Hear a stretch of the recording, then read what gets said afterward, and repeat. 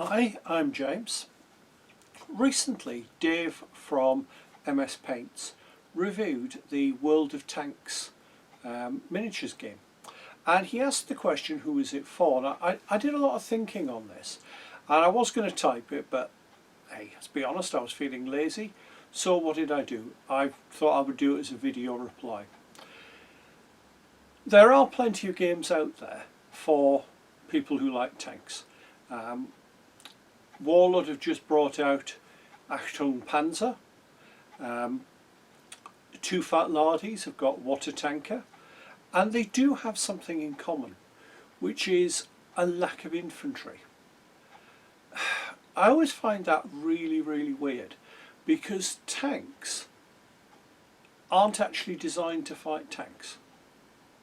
They're actually mainly designed to deal with infantry. And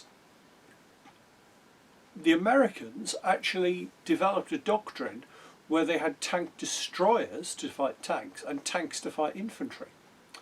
So historically, it's not really that accurate. I love the phrase you used, Dave, for your dad, for history adjacent.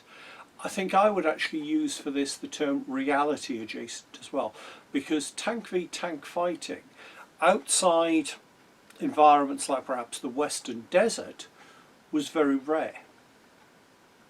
You get the odd battle, but they are the exception rather than the rule. So let's look at the game then. Who was it aimed at? Well, I think it was definitely aimed at World of Tanks players.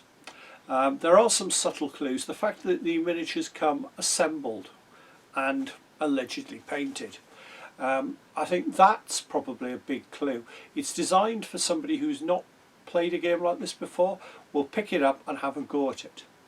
So there's perhaps the clue. World of Tanks players, or people with an interest in tanks who wouldn't normally be gamers.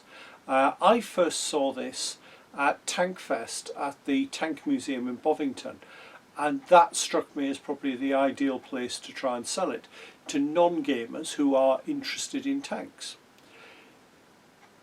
It's not aimed at people who know a lot about tanks.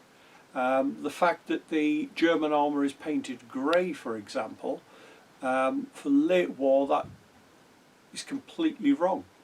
They were actually painted in a camo scheme, and that seems to have been completely missed in this. Why? Well, everyone knows German tanks are grey, don't they? I used to think that, if I'm honest. So there's a possibility. Also look at the tanks as well that have been included. The tanks that have been included have been very much the heavy end tanks.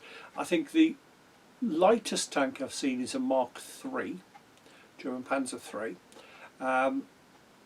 Most of the rest are larger, late war.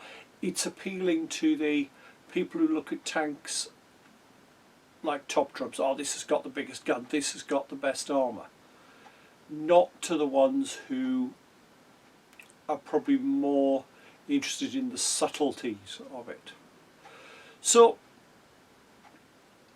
while it has been played by some gamers, very much as a beer and pretzels type game, I would say that the game is really aimed at people who don't game, if that makes sense. If you disagree, please let me know in the comments. I'd be fascinated to hear any other opinions.